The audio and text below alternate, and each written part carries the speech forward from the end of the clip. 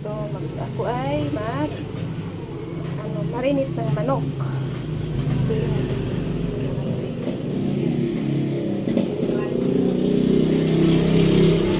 Ito ay para po bukas yan. Nagagamitan ako siya. Ito naman yung ulam ni nanay ngayon.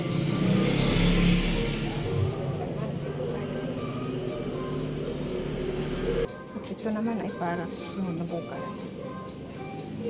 Yan naman ay baon ng anak ko. Ito po ay mga gulay. Kasamang payong. Ito ay gulay. Pampahaba ng buhay. Nagawa ko mamaya ng carrot juice. Kasi ang labo ko talaga ng mata ko.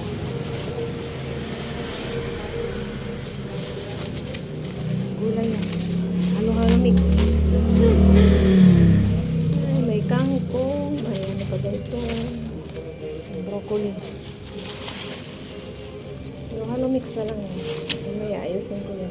Dami kong linisin.